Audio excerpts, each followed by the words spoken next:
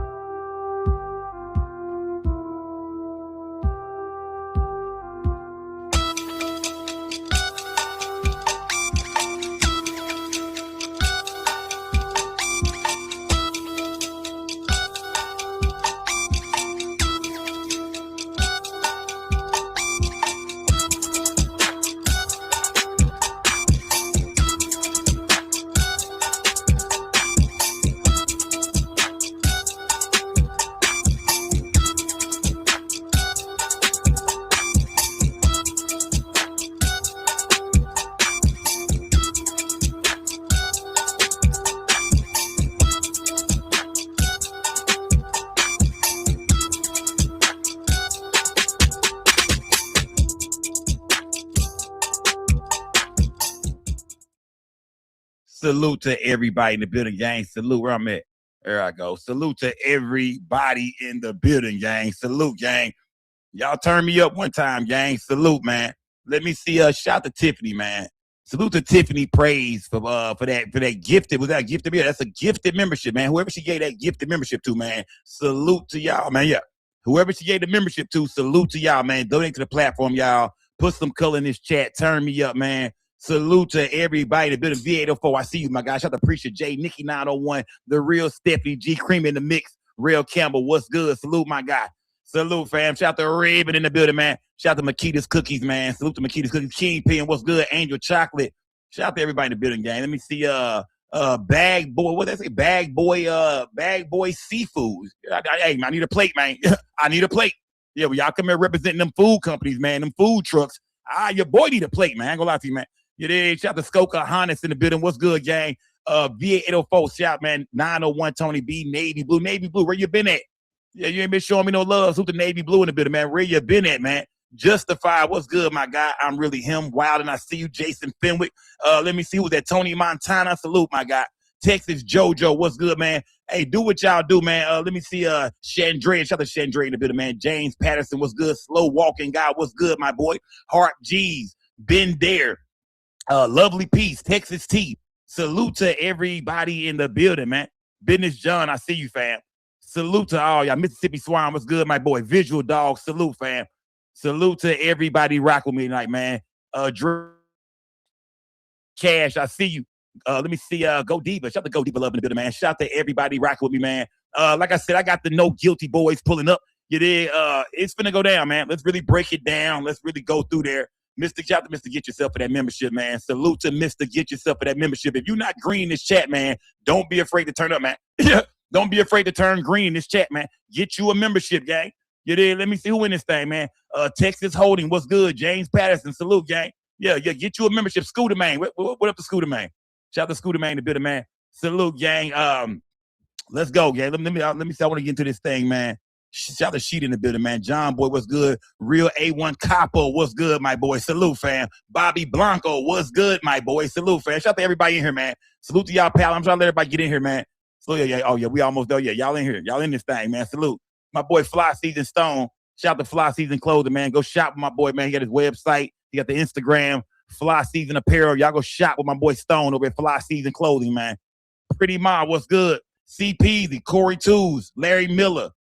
There we go, Mr. Get Yourself. Y'all donate to the platform, gang. Donate to the platform, gang. Sabrina Paris, I see you. Big Damu, what's good, fam? True Virgo, salute. Shout out to everybody rock with me tonight. Everybody pulled up to see the Not Guilty Boys, man. I've been seeing these cats, man, on different platforms. Shout out to Willie D Live. DJ Dooley, what's good? Shout out to Willie D Live, man. I seen my boy attorney Andrew Wilkerson over there on Willie D Live, man. And you know what I mean? Y'all know I'm a Ghetto Boys fan. Shout out to Willie D, man. I make big money. I drive big cars. Everybody know me. It's like I'm a movie star. Shout out to Willie D, man. Let me see. Queenie, what's good, Queenie? Andrew, what's good? Texas 713, salute, my boy. You know how I'm doing it, 713. Rico, shout out to my boy Real Rico in the building, man. Shout out to Rico in the building, man. Kendrick Ballard, salute, fam. Let me see. There we go. Let's turn this thing up, man. I got the Not Guilty Boys in the building, fam. Let me see. Let me get right real quick. Let me get right. Let me see. They in the building. Let me get right real quick. Boom. What we looking like, fam? What we looking like? Let me see. Hold on. There we go. There we go, fam. There we go. Let me get this off the screen. Salute, gang. Y'all hear me? Yeah, what's going on, Scott? How you doing, bro? Come on, man. Y'all, come on, fam. Y'all know where, y'all come on, bro. Y'all know what time it is, man. It is, y'all know where y'all at, man. You big, the whole Skull gang is over here, man. We ready to get into it, man. Look at my boy Drew over there. What's good? What's good, Drew? What's good, my boy? Oh, we ain't got no Drew, sound on Drew. Drew. We can't hear you, Drew. We ain't got no sound on Drew. We ain't got no. I'm not picking up your mic right now. Skull Gang Toy, what's good? Salute to everybody in the chat. JL, I see you, fam. Salute, gang. It's not me. Hey, what up, chat? Yo, the chat going crazy. Shout out to the chat, man. Salute to the chat, man. Salute to the chat. Let me see. You got me. I hear you, fam. There we go. Yeah, it's good to be here, man. It's good to be here. Nah, bro. Y'all, y'all been working, man. Y'all, you know what I mean? y'all been grinding. I actually knew who y'all was, bro. Before y'all was even on Willie D. I think I seen y'all on the gram a few times, bumped into y'all. You know what I mean? Okay. Shout out to my boy Trip. Yeah. Salute to my boy Trip, man. You know what I mean? Yeah. Shout out to Trip, man. Yeah, salute to Trip. Shout out Trip, man. Producer, Not Guilty Boys podcast. Yeah. What up, Trip? See, I didn't even know that, bro. Look, this is how crazy it is, bro. Me and Trip was already doing some more business with an artist. You know what I mean? With somebody, with an artist, with somebody else. And I reach out to y'all boys, and Trip hit me. I'm like, I'm looking like, what Trip know about this? It turns out, Trip producing y'all show, bro. That's crazy, man. Yeah, that's crazy. We here, man. We here, bro. I want to get to a few questions with y'all, man, about the Carmelo Anthony situation. Of course, I've been seeing y'all online speaking on it, man. First off, before we do that, I know y'all from the DFW. Drew, where you from, Andrew? Where you from out here in Dallas?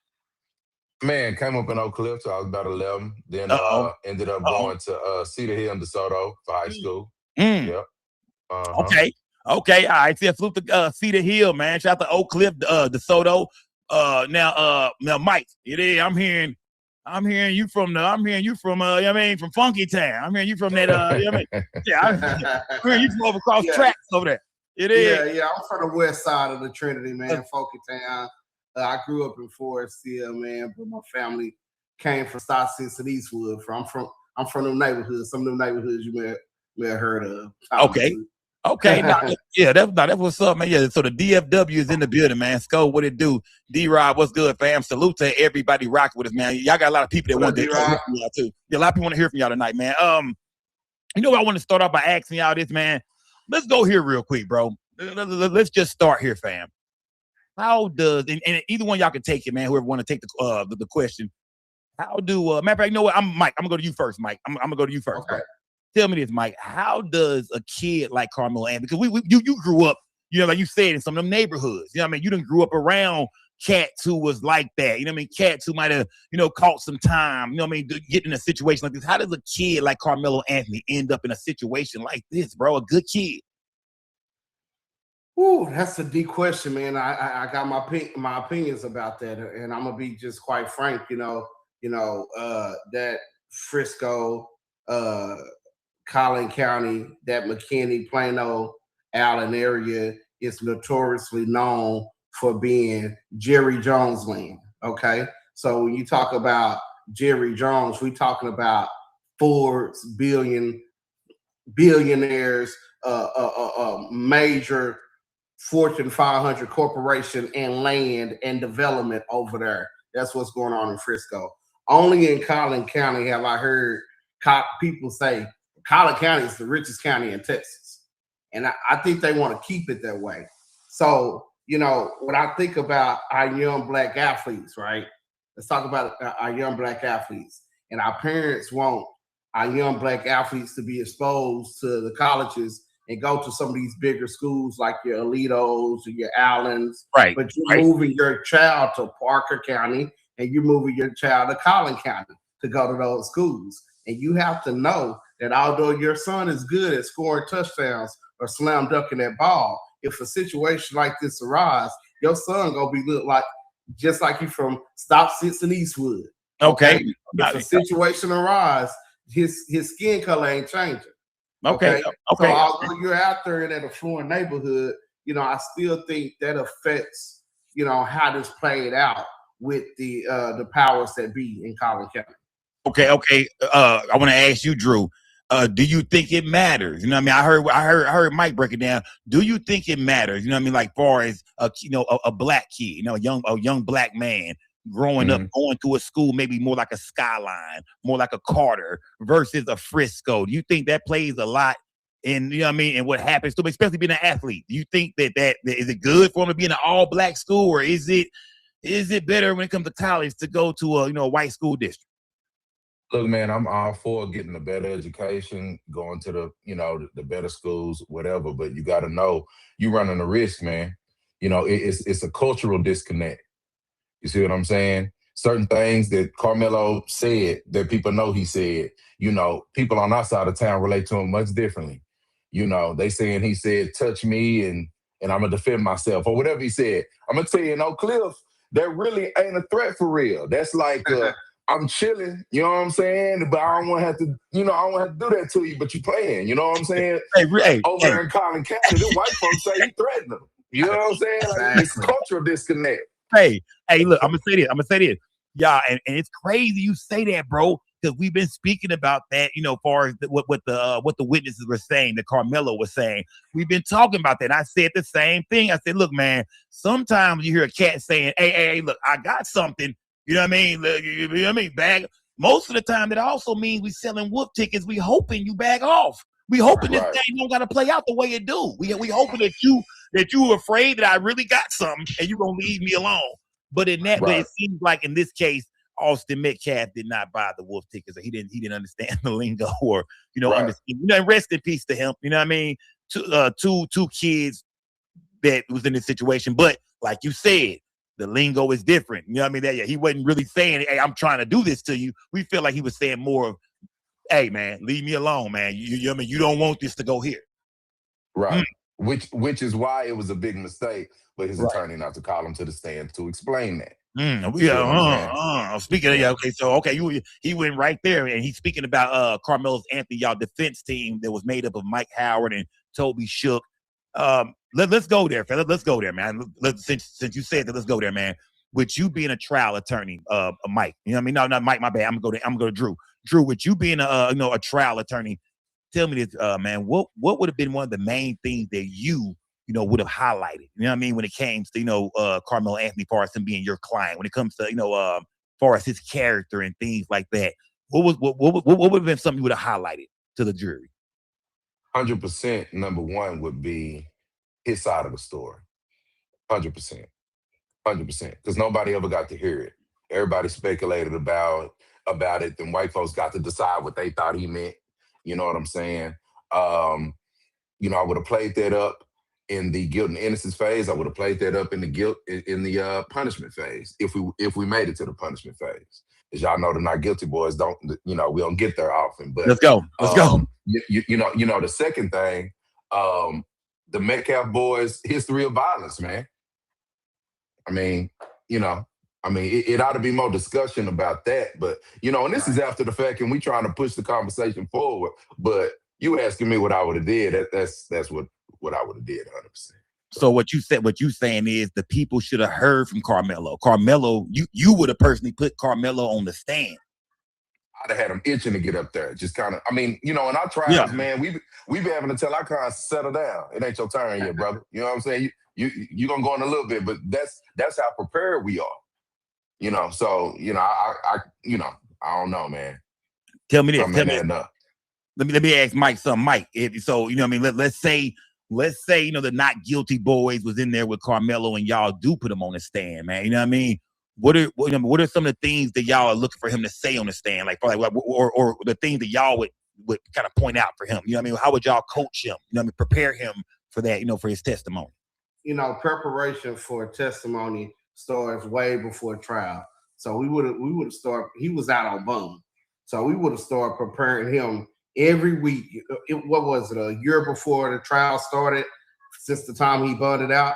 So that's 52 Fridays. We would have spent every Friday in our office an hour or two going over his testimony. And me and Drew will switch roles. Sometimes I'll play prosecutor, sometimes he'll play defense, and vice versa. But we gonna get him prepared for all the hard questions. I saw people in the chat while the trial was going on said, well, they didn't want to put him up against that senior district attorney, 17-year-old kid. But that we wouldn't have been worried about that. See, that's intimidation, that's fear. And we don't try a case based on fear. We try a case based on being prepared. Our client would have been prepared for whatever question the district attorney would have had to throw. The reason we put him on the stand is for the jury to see his persona, to learn that this is just a 17-year-old kid with a 3.7 GPA, never been in trouble before, and an athlete, well respected in his community. He doesn't see color. He has a Hispanic girlfriend, white friends in this community. So this kid would have got on the stand to say, hey, I was scared for these reasons. And, we don't know what he knew. It's all based, the laws were all based on what was in his mind at the time he acted. And if it was reasonable for him to feel that his life was in imminent danger of serious bodily injury or death. And it didn't have to be force versus force. I got people off of cases, murder cases, where the other person didn't have no weapon. And my client had the 223, and hit him with the 223 because my client was really in fear of his life, and that person didn't even have a weapon. And we beat that murder case on self-defense based on what was going through my client's mind at that time. So it was important for the jury to know why Carmelo acted, why he had the knife, and why he needed to use the knife, and what he thought about the Metcalf twins, because clearly everybody in that community, which is not a big community, know that the Metcalf twins are trouble starters, shit starters. Okay, so okay. If he knew that. Okay. If he knew that. Okay, and I see. Look, and I want to say Kent Jones was saying history of violence. Y'all be more elaborate on that. We'll get shout out to Kent Jones. We'll circle back around. We get time. Kind of break some things down. But I want to ask y'all this. Shout out to Kent Jones. Don't worry, we'll get around to it, man. I want to ask y'all this though. When it comes down to Carmelo's attorney, two white men, representing them. Do y'all think that matter? Because we heard the dad do an interview. We heard, we heard his father do an interview, and his father was saying that that they wanted black attorneys. But black attorneys was telling him to go get a white attorney. Drew, is that how if they would have came to you, do you think you would have told the family, hey, it might be better off in Collin County with a white man representing him? How do you feel when you hear things like that? I'm gonna keep it funky with you, man. And I think in the black community, man, that there's an issue with this whole. I got a Jewish attorney. I got a Jewish lawyer. All right, you know what I'm saying? Good for you. You know what I mean? Like, does your attorney prep you? Does he work hard? Does he know the evidence? What's his record in trial? What's he? You know, is he 17 and 1 in murder cases? You see what I'm saying? Like, I think that's an issue in the black community. It's a misconception, and it says a lot about.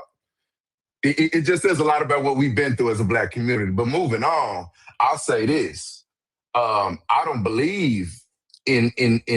I really don't believe in that. I believe in whoever gonna work the hardest for you. You see what I'm saying? To be quite honest, we sent a few appeals lawyers to the family. One being, the great Russell Wilson, who ended up taking the case. Another being Kristen Brown. It's a white lady. She works out of Collin County. She has 250 appeals under her belt. Okay. You see what I'm saying? So I thought you was playing with house money at that point. You could pick either one of them and be good. Now, the fact of the matter is you got to know that this is in a way game. You got to know where you're going. So you got an all-white jury. You got the good old boys out there. You need somebody that's going to step.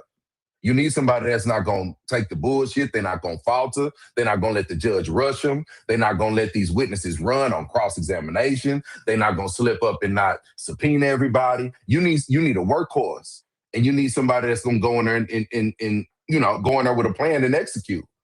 White, black, purple, blue, whatever. And the fact of the matter is, I don't think there was a plan. I don't think there was a plan at all, honestly. But if there was, they didn't execute. Okay. He said he don't think there was a plan at all. I want to ask you this real quick, Mike. I want to go here real quick, Mike. And I see Fo Dress. He put 2 questions up, but I want to ask this last one, man. It says Melo is smart enough and well spoken to articulate his side of the story. Why did he get so much more time than Cason Allison? Are you familiar with the Cason Allison case with the I want to say the white kid down in Belton, Texas, who stabbed the Mexican kid in the bathroom and ended up getting 10 years? And right. Okay. Shout to Ed Fo Dre. He was asking, like, with that being in Texas, you know what I mean? Another Texas case. This happened at a school in Belton. White kid came to school, Cason Allison with a knife, got into a fight in the bathroom with a Mexican kid, stabbed the kid, he ended up getting 10 years. Do you, I guess what he's asking is, do you feel like race, played, into this? Sure. When you look at Cason Allison versus Carmelo Anthony. For sure, race was the factor. Talk to me, Mike. Look at the defendant, man. For sure, race is always a factor. I mean, it's the unspoken thing that always plays a part here. So Carmelo being who he is, that's why the right representation is important. I don't know Miss Allison's representation. I don't know what her defense did for her, but I know what Carmelo Anthony's defense did not do for him. Okay. And based on that, you need as a young black man, which we're always looked at as aggressive, as angry, as loud. They just intimidated by us, by our persona. You're gonna always need somebody strong to fight for you, because they're always trying to criminalize us. We're the number one demographic that's arrested in America is the black man, the young black man. So, you definitely need a strong attorney. And Drew is right. Some people say, no, you got to go all black. Oh, you got to go all white. You just need a good combination of attorneys who's willing to fight and do the right thing for the client. It doesn't matter, it matters to an extent, but you can use both sides. We playing poker, it's chess, not checkers. Yeah. So you saying basically, y'all are saying it really the color really didn't matter all the way. I mean, it was about who was gonna go in there and really put on for Carmelo and really fight for his freedom, who really fight for his thing. The color did not play a role in this, y'all feel like. Yeah, I mean, if you get a white attorney, hopefully it's somebody that on top of being a stepper, being prepared, and being confident, they gonna use their whiteness to relate. There we go. I mean, if they're not gonna do that, it ain't even worth it. You see what I'm saying? But hopefully, it's almost like he was relating more to the state than he was to the jury. I mean, I just say that and be done with it. You know what I'm saying? But like if he was gonna go in there and really relate to them white folks and make them understand who Carmelo really is and know based on what he knowing and his experiences, you know, kind of shed some light to them. But it don't sound like he did that. How could he have done that if Carmelo ain't even take a stand? I mean, I don't see how he did that. So, you know. Okay. Yeah. Hey, look, y'all, we got the Not Guilty Boys in the building, man. You did. We got the Not Guilty Boys in the building. Make sure y'all go subscribe their channel on YouTube, man. They do this. You feel me? Y'all see they got the blog. They what they do, man. They not just attorneys. They get online. They talk about it. They break it down. You know what I mean? So y'all go follow them on YouTube, all platforms, Instagram, Facebook. I'm sure everywhere. Not Guilty Boys, y'all. Go subscribe their channels, man. Rock with these boys, man. Now, I want to ask y'all this, man. I'm going to go you, Drew. When it comes down, you know what I mean? Can you break the law down to us, man? Because everybody was going kind of back and forth about, you know, about just the knife situation. You know what I mean? Just the situation of the knife, man. Is it against the law for Carmelo Anthony to have the knife with him in his bag away? You know what I mean? Just secured in his backpack. It attract me of, I want to say a 3 to 5 inch fold out knife. Was that against the law to have? Now, it might have been against school policy, but that ain't what you asked me. You asked me, was it against the law? I don't think it was against the law. Nah, I don't think it was against the law. I mean, I'm not one of these people that feel like, I almost feel like in every situation across the board, man, you got the right to defend yourself. You know, even the way the law is written, it almost reads like felons shouldn't have the right to defend themselves because they shouldn't have a pistol. Well, I've had, you know, a murder case where the guy was a felon and we claim self-defense. I don't really want to talk to you about why he had the pistol. Because me and you both know if he didn't have a pistol, he wouldn't be here right now. You see what I'm saying? So we ain't gonna go there. We're gonna talk about if this is self-defense or not. Hold on. Let me ask something. I'm glad you said that. Just because it's a lot of convicted fellas in this chat right now. Tell me this. Yeah. Did he have to eat the pistol charge? Like, even if he gets the self-defense, do he still eat the pistol case? Not you talking about on my case? On your case, yeah, on your case. Like, no, we ain't talking about that. Let's go. We got two defenses there. By the time after I get the whispering to that jury, man, they want to be done with him. Let's go. Grab the next file. You see what I'm saying? Let's go. Yeah, I just had to ask that. You know what I mean? So like I said, there's a lot of felons in this trial. They all look like, hold on, fam. Is there some hope? It's still some hope. Because at this point, you victim blaming. Yeah, it's two defenses, buddy. Drew, it's two defenses. It's self-defense and it's the necessity. I needed it or I'll be dead. You know, and if we can prove that, you know, he's not guilty of that as well. So and I'm gonna blame the state for victim blaming in front of the jury. You play like that. Yeah. Play then. In any other case, you ain't blaming no victim. You see what I'm saying? So, you know, short answer is nah, we ain't going for that. Let me see. Okay, and shout out to UMC Smoke. I see you, UMC Smoke. Let me see. Mahim said, since nobody has actually saw the trial, you know what I mean? Since, you know, no cameras in the courtroom, a lot of people, you know, we just going off what was in the media, a lot of hearsay. He said, is there any way that the evidence against Carmelo could have been so overwhelming that the defense really didn't have anything to work with? So, you know what I mean? He's saying, you know, we didn't see the trial, but it seems like, you know what I mean, the evidence was just so overwhelming that is that maybe why Toby Shook and Mike Howard really didn't, you know, seem to do anything for him because it was, you know what I mean? It was just nothing to do. Well, go ahead, Mike. Well, they had the story about the cheerleaders, right? The cheerleaders that was threatened by the Melkow twins. Hold on. No. Hold on. A lot of people we're not familiar with that. Some people ain't familiar with that story. Break it down. Just give us a little bit of that. Because I seen somebody earlier asking about the history of the Metcalf boy. They was asking. Give us just a little bit of the cheerleader situation. Their mom just confirmed it 2 days ago on TikTok. And this is the Metcalf mom or the mom of the cheerleader? Megan Metcalf confirmed this story that was under subpoena by Mike Howard. He subpoenaed the cheerleaders as well as the Frisco ISD school records because there was threats made by the Metcalf twins against their own cheerleaders. Here's the story. Basically, the twins paid for memorial. They were sorry. The school was sorry, not the boys. The team was sorry. Yeah. They got raised the Canes after the game where they lost to a team that they shouldn't have lost to. That team ain't won the game in 3 years. The cheerleaders in their own conversation at a separate table talking about the team. Like, you know, they're not that good. Metcalf twins here. Hunter go off the deep end. start calling them fat bitches, excuse my language, telling them that his hands is good. bisexual, threatening them basically. Hold on. Arthur Metcalf threatening these cheerleaders. Hold on.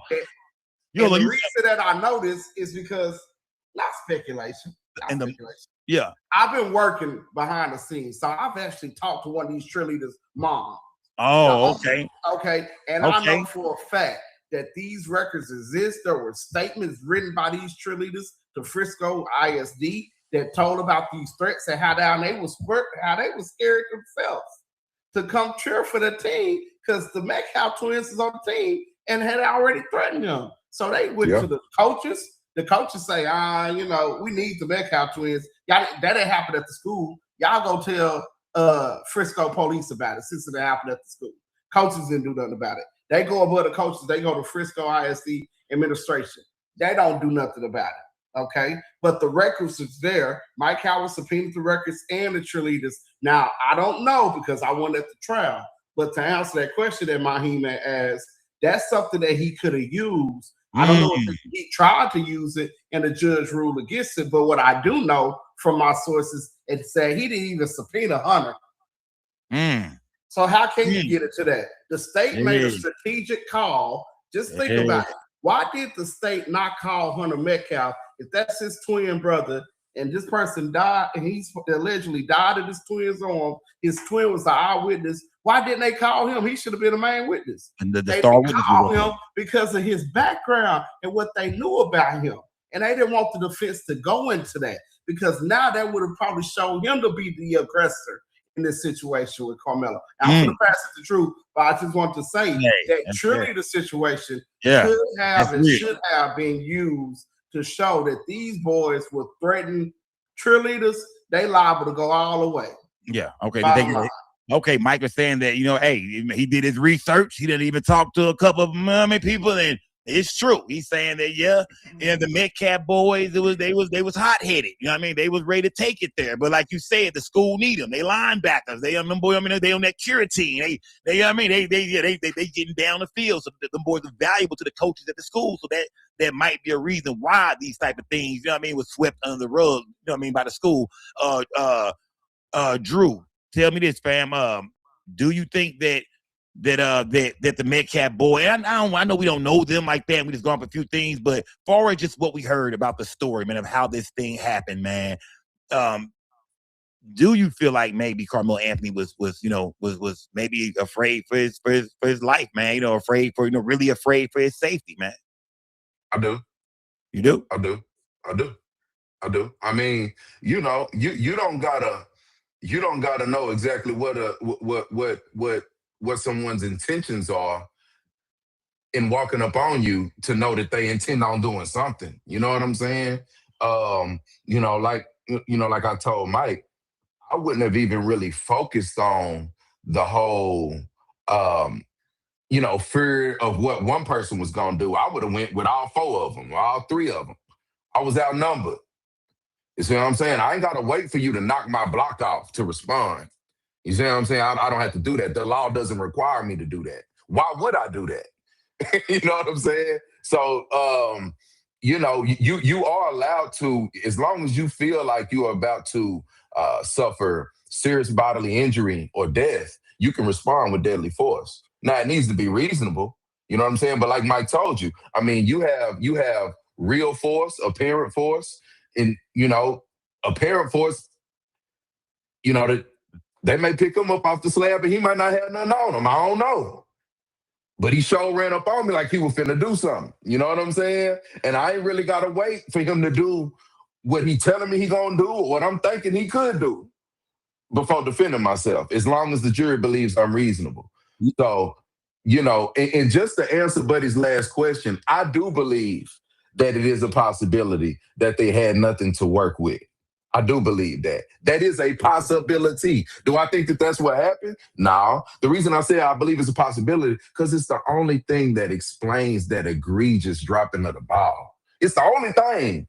And even then, an experienced trial attorney, you got cases where you got to prove your client's innocence, but you also got cases where the prosecutor offered you some bullshit and you just trying to get the best you can out the deal. So if you knew you ain't had nothing to play with, it should have been a punishment trial then. You should have had 15 punishment witnesses ready. You should have had the mother of the little boy who he saved in the pool. Let's talk about it. Let's talk about it. You should have had that. Man, like I told Mike, I would have made that a punishment trial if it wasn't nothing to play with. I would have had a 5-day punishment trial. By the time I'm done, they done forgot what all the white boys in that was coached on the team done said. They done forgot that by now. They ready to just get me up out of here. But see, that's something that that's gonna come from strategy and experience and knowing how a trial works and how jurors think. You see what I'm saying? Now, salute to Drew, man. Hey, man. I mean, I know a lot of people in this chat like, man, I wish Melo would have got the not guilty boys, man. It is like, I wish Melo would have pulled up. You feel me? Yeah, man. But that's not what happened, man. Carmelo Anthony ended up getting 35 years in prison. With the history of Collin County, Mike, did Carmelo ever stand a chance? Let's be honest, man. When you first heard about this case, you seen on the news, you start to hear about what was going on in the media. You know what I mean? How did you feel about it? I mean, just knowing, like you said, we from the DFW area. You from Texas. Y'all from out here. Knowing what y'all know about these areas, these McKinneys, these Allens, these Friscos. Did you think Carmelo really ever stood a chance, man? Tell them what we did 2 months earlier, Mike. Tell them what we did 2 months earlier. Okay, for sure he stood a chance with the right representation. To me, all white jury, what Drew is referring to, we was just in Collin County 2 months earlier in April, and we had a self-defense case. Our client was black. The deceased was black, but we had an all-white jury, a white judge, white prosecutors, white bailiffs, white spectators in the court. Okay, everybody else was white in the court. But we was able to get a not guilty on murder. So, see, the reason we call them not guilty for is because we actually hear that verdict at trial. 17-1 in the murder and capital murder case. Like, this isn't for play. All you have to do is do your research. Like, these are verdicts we get because 17-1, huh? The same passion that we spew into y'all, the same passion we spew to the jury, and the jury gravitates to it every time. But to answer your question, he stood a chance if he had the right. I think now he has a greater chance. He has to, and I like to move the conversation forward to this appeal because he has a great set of lawyers representing him now. From attorney Russell Wilson, the captain of the ship.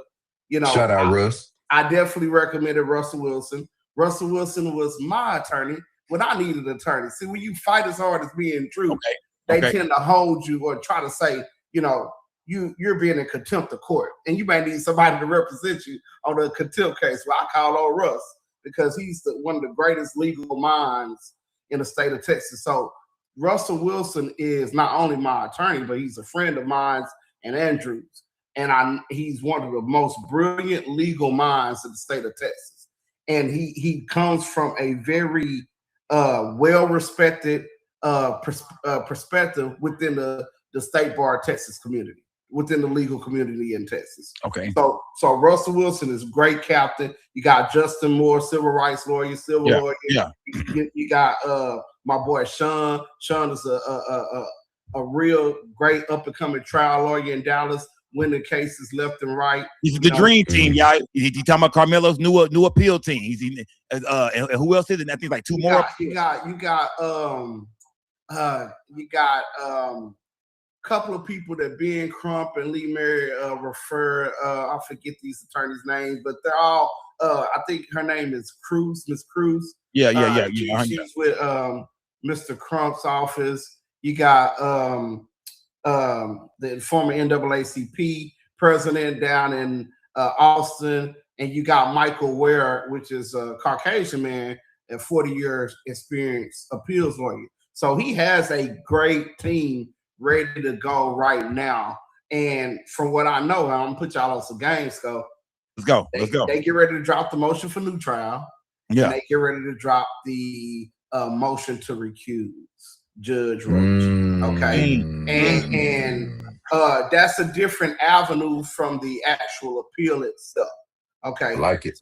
So you have an appeal saying that we feel that there was improper rulings and there should be a appellate review of the trial court's rulings and the transcript of this case. Then you have a motion for new trial, which is saying basically what I believe they're going to go.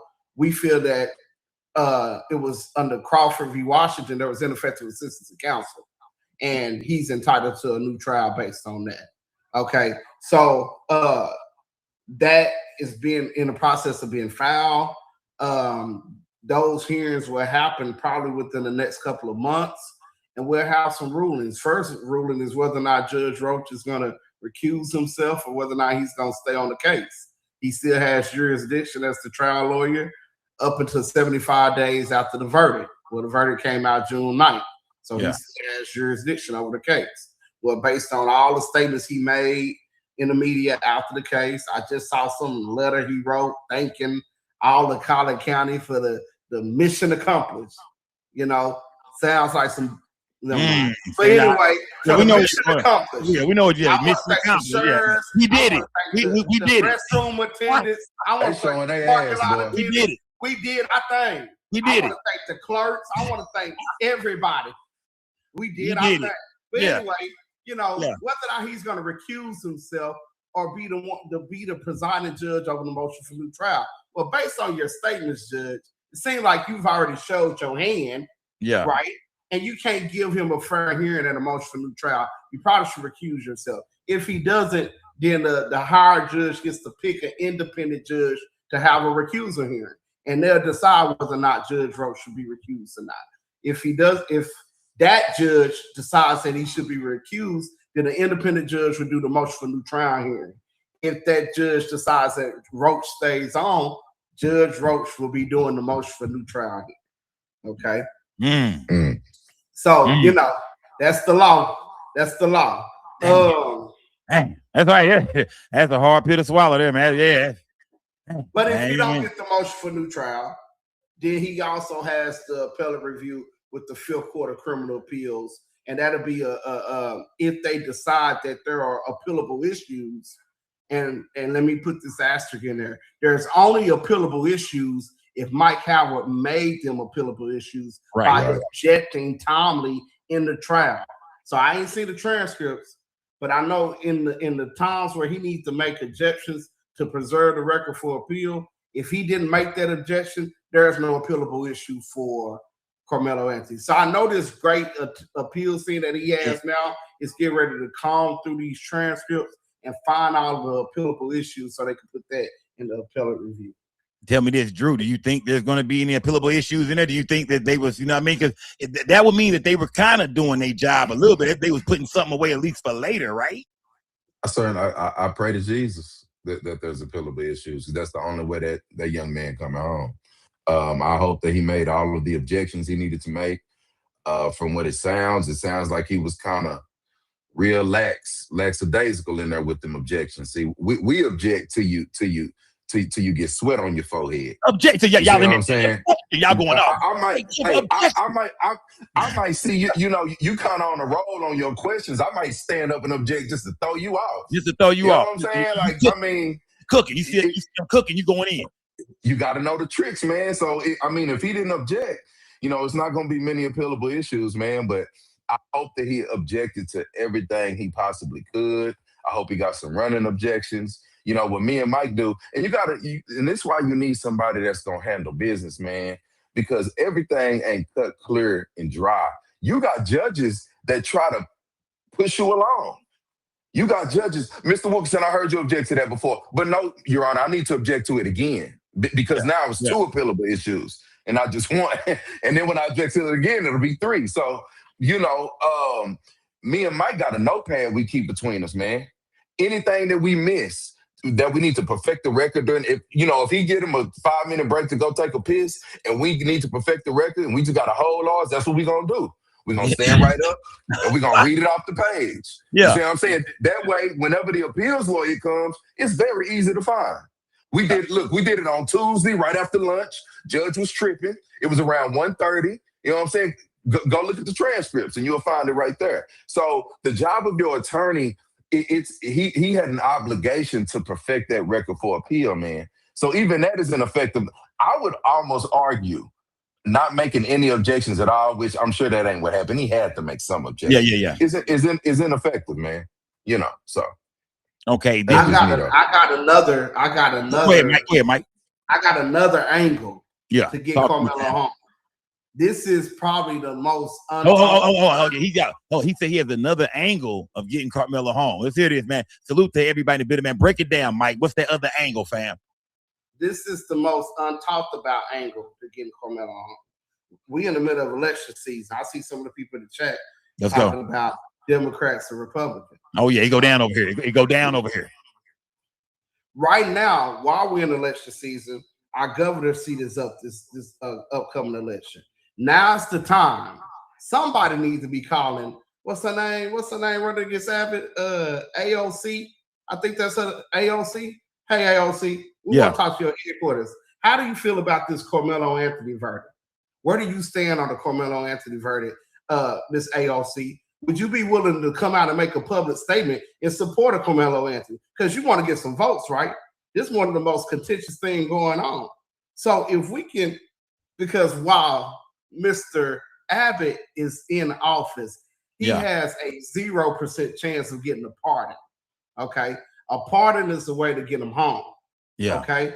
But if we can somehow get AOC, you know, I know we in Texas. I know, you know, this is the good old boy state. We may be outnumbered, but that is an outlandish idea. I just want to put out there, you know, we may need to get around the right candidate that can push to get this boy home as well. Okay. Now salute, man. Salute.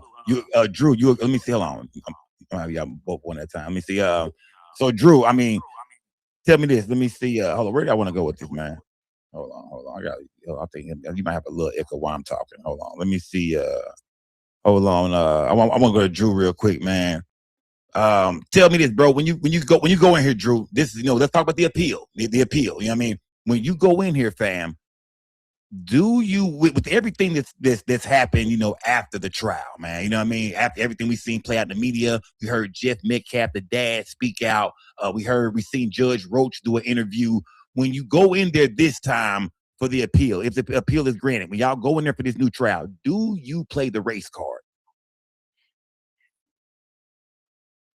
Nah, not Break yet. it down. Tell me, when does that race card come out, if it ever comes out? I mean, my thing is this, man. Like, you gotta understand. I'll give you an example. I can say that an officer is a crooked officer, right, in front of a jury, right? Or I could say that this officer made a mistake, right, in front of the jury, right? Both of those lead to the same result. This officer effed up, and you need to find my client not guilty. Regardless if it's because he is a racist and he profiled him, or regardless just because he made a mistake. The statement about a racist, people waiting to see evidence of that. So I can't just stand up and say that without presenting some pretty good evidence of that. That's why I would go with he just made a mistake, because we are human. You see what I'm saying? I ain't really got to prove nothing to you to show you that somebody made a mistake. Now I'm going to correlate that with this race thing. The race thing, I think is legit. I think it's important, and I think that it's powerful. But I don't think that that's something you get all in the media with prior to trial, so these white folks know what your plan is, so your right hand know what your left hand doing. That's an argument you keep in your back pocket all the way through trial. And you elicit testimony that this could have been about race. And then once it's concrete, you drop that bomb on their ass. And it's nothing they can do about it. They couldn't have prepared for it. They can't respond to it. They better be able to think on their feet quicker than me. Because it's over with. The blood in the water now. So when we think about the late, great Johnny Cochran, right? Mm-hmm. That's kind of how the OJ trial was kind of won, was once he could prove that something, once they proved that it was race involved, you think that's kind of how, I ain't saying OJ did it or didn't do it. I'm just saying, as far as him beating the case, do you think that Johnny Cochran was, and he a legend, RIP to him. Do you think that was a real, like a professional move or basically a move that OJ needed? Once they found out that that cop had a racist background, they took it from there, and OJ was found not guilty.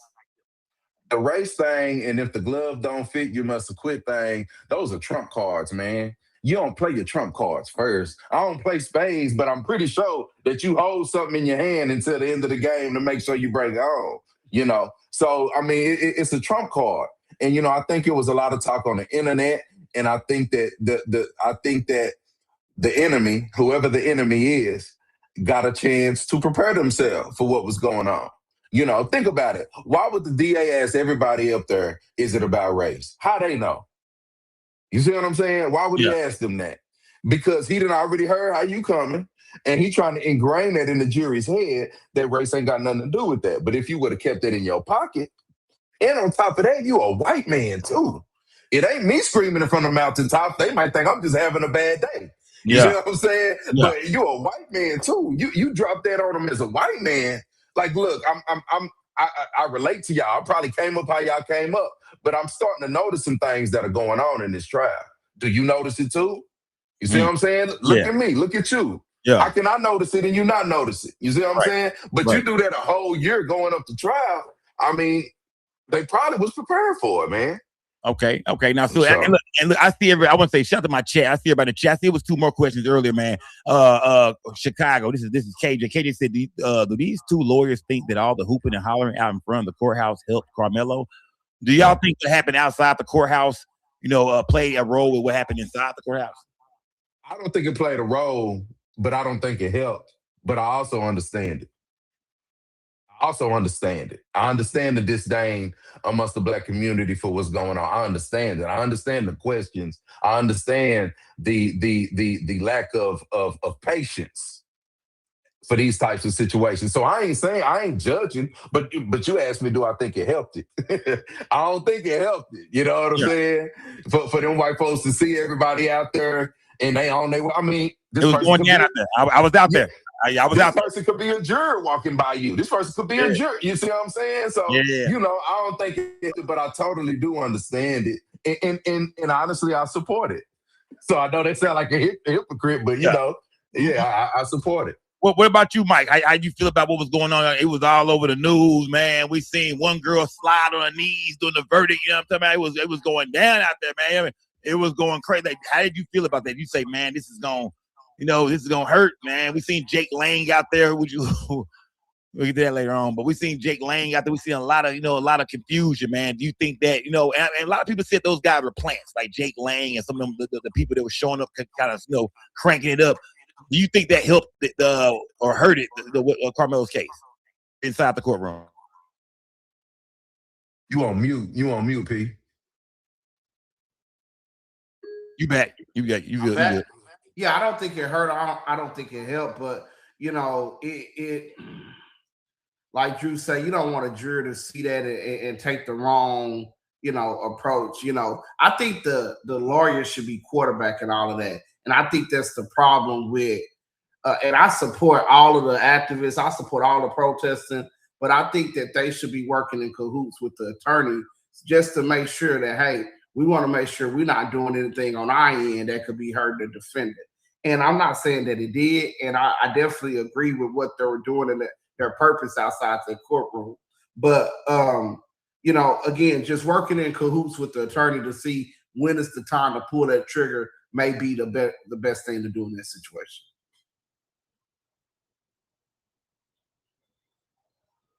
I'm gonna drop that link in the chat too, gang. Salute to Cali Dre. What's good, my boy? Salute to everybody in the chat, y'all. Look, we got Mike Campbell, we got Andrew Wilkerson, the Not Guilty Boys in the building, man. Make sure y'all go follow them on everything, gang. Follow them on YouTube, Instagram. Where y'all at, man? Y'all everywhere, man. Let me unmute you, Drew. Where y'all everywhere, man? Where can they find y'all at, man?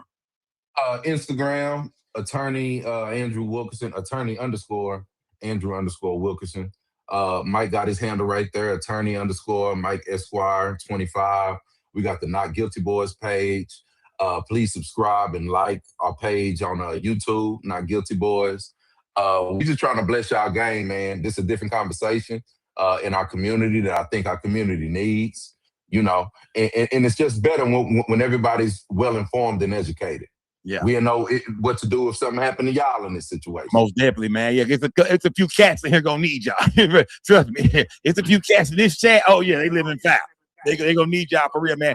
But this is where things get a little fun right here, gang. This is where we get a little fun right here. I put that link in the chat, gang. Yeah, I see y'all been throwing questions there all night. Y'all want to pop up? Y'all want to pull up, man? Be respectful, be cool. Get to the question, man.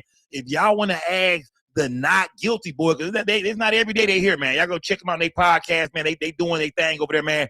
If y'all want to hit the link, I pinned the link in the chat, gang. If y'all want to pull up and get a good question of y'all, ask them something that matters, man. Something we've been talking about, something that we really want to know. Y'all pop out, and there we go, man. There we go. Let me see, A1 Capo. You in the building? You better know it, my guy. What's the word? What's good, my guy? The not guilty boys in the building, fan. I see you had a question, fan. Hey, look, you can get it off yourself, man. Yeah. For sure. So I watched all the footage, you know what I'm saying, from the arrest, right? I don't remember seeing him Mirandize not one time. So was his Miranda rights violated or no? Do y'all know? I know he's seen the video. I didn't hear him reading his rights in the video. Yeah, exactly. So what I'm thinking is he was doing a lot of talking. I'm not alleged. I did it, this, that, and the third, right? If he wasn't Mirandized, could that be used against him or no? Especially because he didn't have a parent with him. He's a minor still. So I'm just trying to figure all that out. You want to get that mic? You want to grab that mic? Yeah, can you hear us? Who's on mute? Yeah. You know, Miranda is not a perfect defense, okay? Because Miranda has some exceptions, and one of those main exceptions is exigent circumstances. So in those situations where the police may think people's safety and securing the safety of the people and evidence is a bigger priority than Mirandaizing someone right then and there, then that's not going to play a role. They have the right to Mirandaize them later at the precinct or when they go before the judge. So Miranda is not just a perfect defense. Also, this is why I tell my clients, and I'm telling you guys on the chat, when the police say you detained or arrest, don't say nothing. Don't say anything. Don't say anything, because at that time, them voluntary statements, whether you're Mirandaize or not, they're going to be used against you. And they got a body cam sitting there recording everything you say. You ain't talking your way out the situation. You're not finna convince them that that you're right and they're wrong. Just don't say nothing. If you got to take that ride, be a G about it. Take that ride. Call the not guilty boys, and we gonna come fight in court and get this behind you. Let's go, gang. Let's go, man. And one more question, and I'm gonna drop down. So when it first popped off, right? Did they not reach out to y'all, or I mean? I'm not understanding that. I feel you, A1. Because I seen the slogan, "You don't know what to do, call Drew." I seen it. For sure. Nah, man, they didn't reach out to us. A bunch of people, I can say I probably saw at least 20 to 25 people recommend that they should.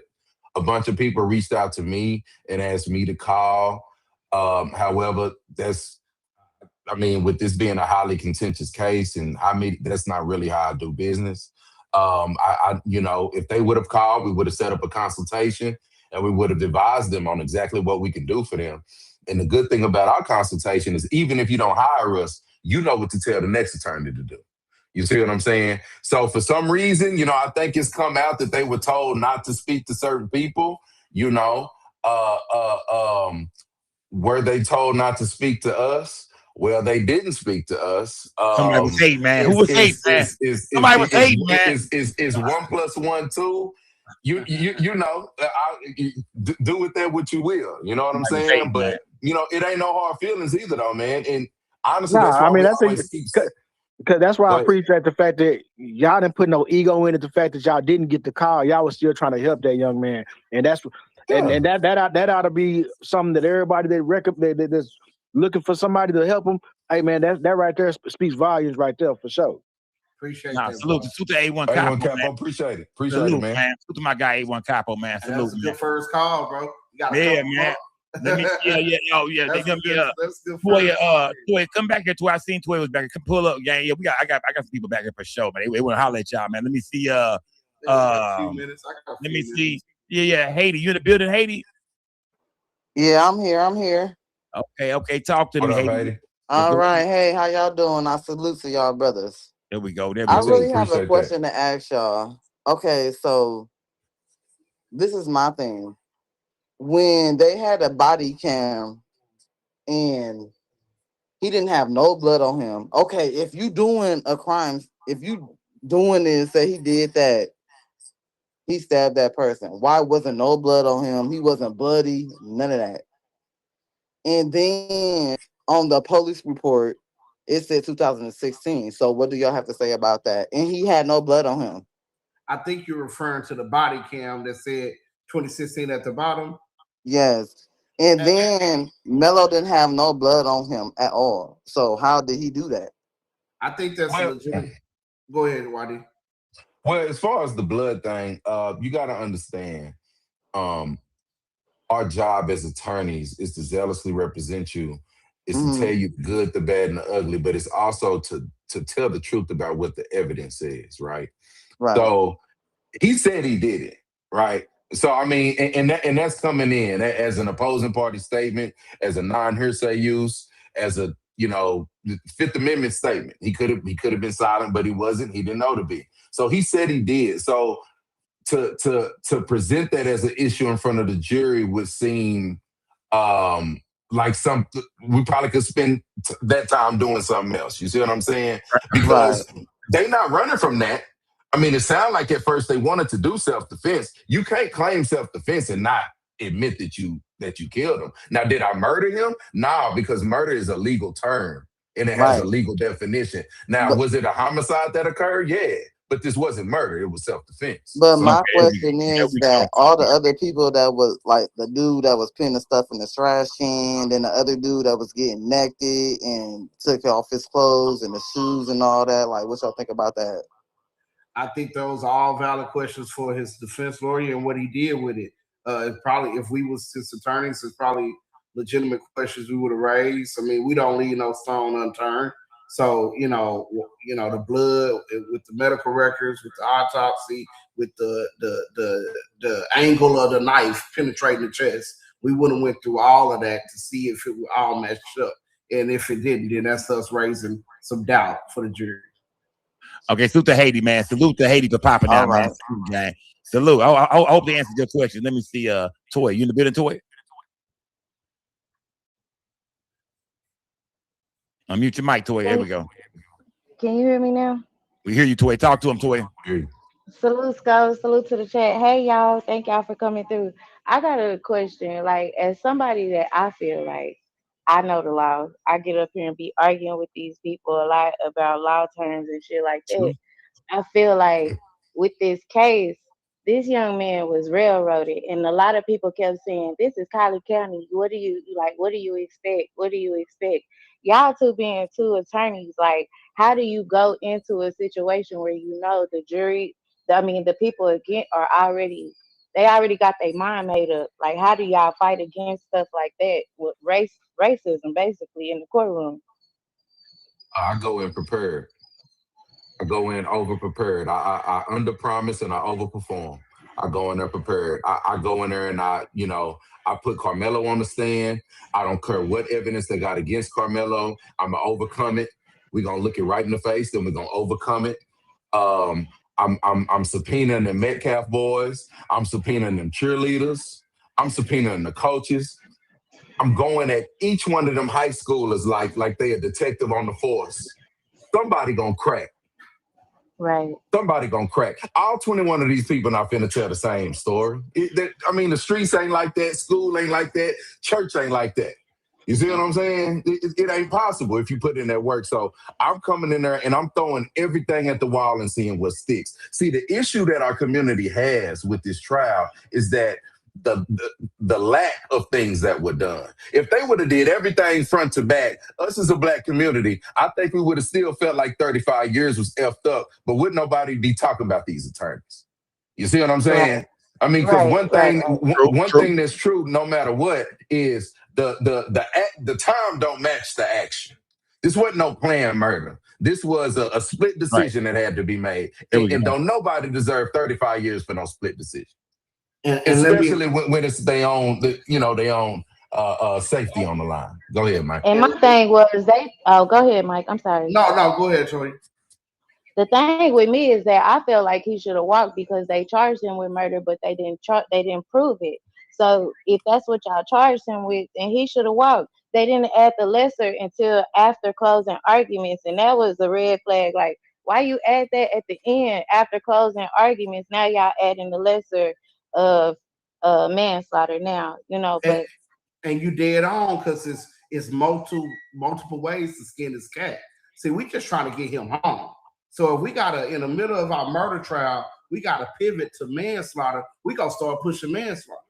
Okay? If they ain't buying our self-defense claim, we can't beat this murder, we gonna start pushing the manslaughter. Because guess what? He's probation eligible under manslaughter. So like Drew saying, to answer your question, Toya, we gotta know the law better than them. We gotta know the facts and the evidence better than them. We just gotta be ultimately more prepared than the other side, going into the situation knowing where it's a away game and we outnumbered and the ref will be cheating.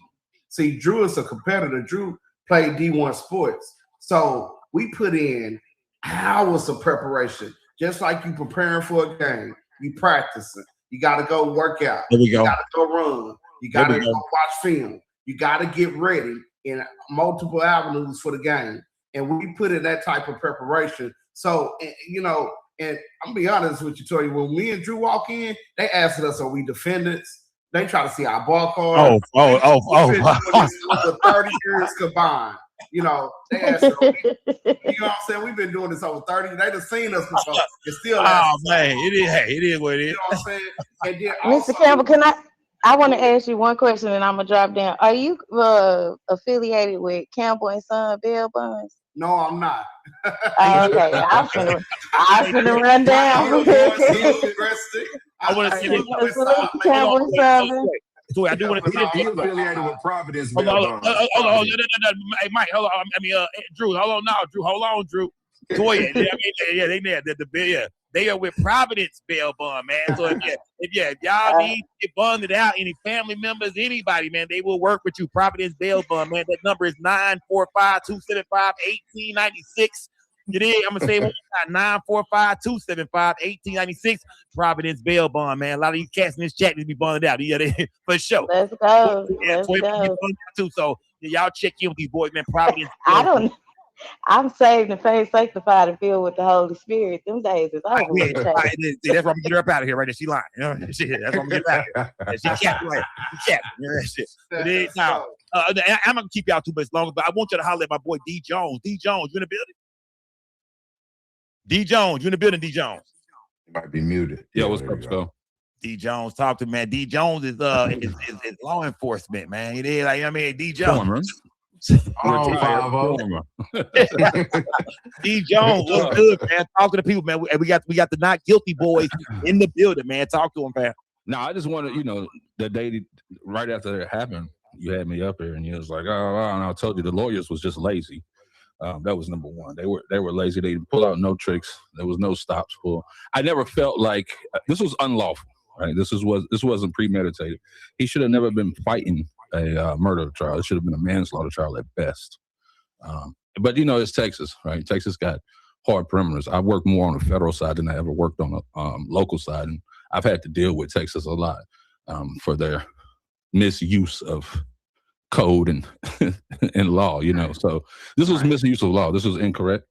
He should have been fighting manslaughter. I don't understand why the lawyers didn't push manslaughter, even if the way we've always seen it. If we had to show our hand and say, okay, well, he did kill him, but he killed him unlawfully, and this is manslaughter. This is not murder. You have to just show that hand. That's kind of, y'all already answered my question. That's what I was going to ask y'all. Why wasn't that? Because I've seen it. I've been to hundreds of trials, and I've seen, sometimes they have to say, yeah, well, he did it, but this is why, right? So I don't understand why that wasn't used. And y'all kind of answered that. Officer Jones, is that you could get it two ways. You could get it in the guilty and innocent side by asking for the lesser included offense to the jury charge. And you could also get it, even if they come back and find you guilty of murder, on the punishment side of the trial, you can still ask for them to find that he committed this murder out of the heat of passion or sudden passion, and still ask for manslaughter punishment on the punishment side to reduce that range of punishment from 5 to 99 to 2 to 20. And that's a big deal right there. You see what I'm saying? So It's multiple ways they could have argued manslaughter and heat of passion. But you're absolutely right.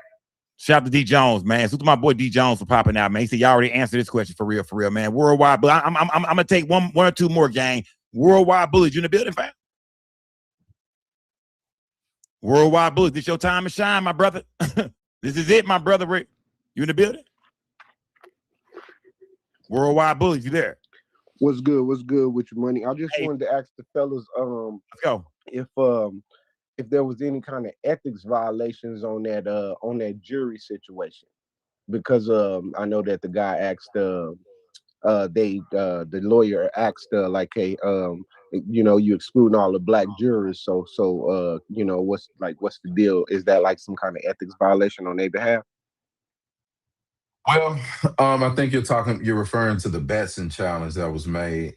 I believe the judge asked the prosecutor, why did he strike all of those black people? And they said because they were educators and they didn't want to, they didn't believe they can judge their own students or whatever the reason was. The solution to that would be, they would need to look at the entire jury pool, right? Because the jury fills out questionnaires and they tell you what they do for a living. That's a question that's often asked. And if there's if it's any white teachers, if it's any white cafeteria ladies, if it's any white superintendents, anybody that got ED on their email, okay, EDU on their email that's in the school system, I'm saying that was it was a pretext. And what a pretext means is you just gave a judge a bullshit answer because you wanted all the black people off the jury. But once they showed that there were more people in education that didn't get struck, that would prove that there was a racial bias behind it, if they answered your question. Worldwide Bullies, did that answer your question, fam? He on mute again. Worldwide Bullies, you hear me? I don't know if you at work or what, Worldwide Bullies, man. Can we hear from the females? Brianna, you in the building? Brianna, what we doing tonight? She on mute. Hey, I don't know. They trying to embarrass me tonight, man. They trying to embarrass me, bro. I told them don't do this, man. I said, don't pull up, man. Yeah, man. But now we got the Not Guilty boys in the building, man. And so look, so y'all have a bail bond company, right? Yes, sir. Sir. Did y'all work with the company? Is it y'all company? Like, I see the phone number there, Providence Bail Bond. Is that somewhere that that we need to call, man? I'm in Dallas, man. Sure. Anytime I got a risk, I used to go to Best Bail Bond. You know what I mean? So you tell me I need to go to Providence Bail Bond. For sure. Yeah. I do own Providence Bail Bonds. We've been doing the build out for 2 months. It's right there. Don't let me get no trouble, Drew. Say, man. Don't let me get nothing. I'm calling you, bro. Yeah, I just say, man. Yeah. Man, come get me out, man. For sure. Yeah, it's right there at Camp Wisdom in 67. Right by the mall, right across from Dallas Texas Can. So it ain't open yet. It's that old barbershop, but it'll be open in about a week and a half. We're doing everything by email right now. Okay. The final finish out, we're going to cut the red ribbon, man, in about a week and a half. Bro, y'all got to invite me out, man. Y'all got to invite me out, bro. I need to pull up, do a live stream with y'all, man. See y'all cut the ribbon, man, because I might need y'all. So I want to go ahead and get cool. I want to go ahead, you know what I mean? Meet the people in Providence, because I might need y'all. I know this chat for sure. This chat for sure going to need y'all. These niggas are here, man. Case after case after case.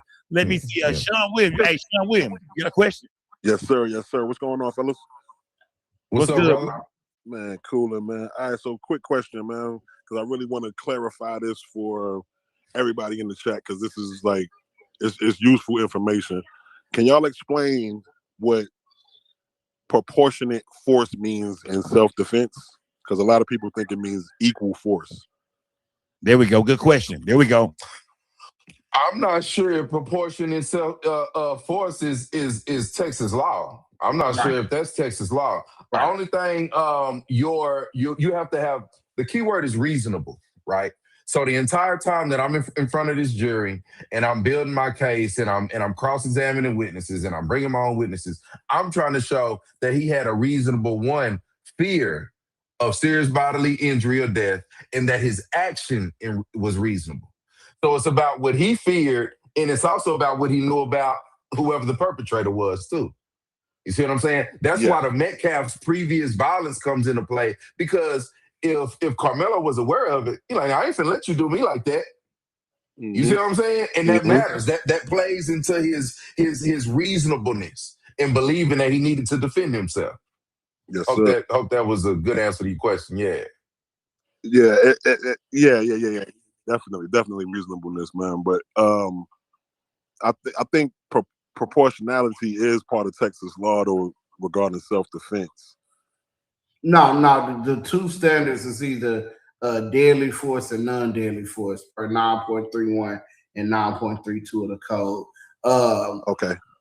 So it really boils down to whether, and it's certain prongs that you have to meet to be considered reasonable, but one is presumed reasonable in his actions in self-defense as long as he meet these prongs. Number one, not committing a crime at the time he acted, not provoking it. See, they tried to say Carmelo provoked it. By refusing to leave the tent. No. They're trying to say Carmelo provoked it by saying, that's why all 21 of those students said that Carmelo said, touch me and see what happened, or something to that extent. Don't touch me or something, see what's going to happen. Yeah. So that they use that, and in the jury charge, they put this provocation by difficulty in the jury charge, which is not in the Texas Penal Code. So that may be an appealable issue right there, because the jury charge has to track the code, and for sure, proportionate force that you're referring to is not in the code. It's just whether or not you meet these prongs, then you presume reasonable, and as long as your actions is reasonable, then you can argue self-defense. So that's how it works. Okay. All right. So now, Sean Williams, show me your team. Sue Sean Williams. I can't give you every. Sue to my guy Sean Williams, man. It's me. You got a question? It's me. No, I'll just say this, man. Shout out to you, Skull, one of the coldest vloggers on this. Come on, man. You know I've been doing this topic, man. Come on, bro. You feel me? I've been doing it before. You feel me? But shout out to the two brothers on the panel, the two attorneys. Yeah. Let me say this. I just want to make a brief statement, pretty much. To people who facing cases, man, the biggest mistake we make is allowing attorneys to convince us not to get on the stand and testify and tell our part. If you are an innocent man, get your bitch ass on the stand. Fuck your attorney and what he talking about. I advise you not to. I got to tell my side of the story to win the hearts of the jurors. You got to go up there and play the part. You even fucking guilty. Get your. All right, man. Look at that, bro. We get it. He sound like one of my kinfolk, so I ain't messed up either. I need him to talk to a couple of my clients. Yeah, look. I'm gonna say this. We go hard over here, but I told them we got company tonight, man. We can't act like we usually act. I said, look, good, bro. Yeah, it's all good. We in the barbershop, man. Yeah, man. So I said, look, man, we talk crazy over here. But I said, tonight, man, come on, man. Let's keep it a little professional. But to answer his question, for sure, and we tell the jury, he has the right not to testify. Y'all can't use that against him in y'all deliberation. But we all know human nature go kick in, and people want to know if you innocent, why you not gonna tell these people you innocent? So no, he's right. You can't. You gotta make that decision yourself. Nah, for sure, I agree. Hey, Yes, if I'm gonna go down swinging my sword. I'm gonna get on the stand and tell my story.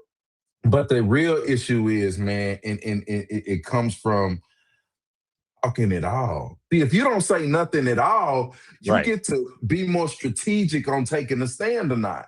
Mm-hmm. But now that you done said something, you kind of got to go up there and explain to these people what you meant by that. Right. Or they're going to come up with what they meant. I mean, come on, man. Touch me and see what happens, bro. It ain't no hood, no street, no corner, no block, no nothing where that is a threat, bro. That's not a threat. That's basically like, leave me the fuck alone. Like, I don't want, I'm sorry. But it's basically saying, bro, step off. Like, I ain't trying to play with you today. But hey, if you playing, we could play. And that's not a threat. You see what I'm saying? It's only a threat once you get north of George Bush.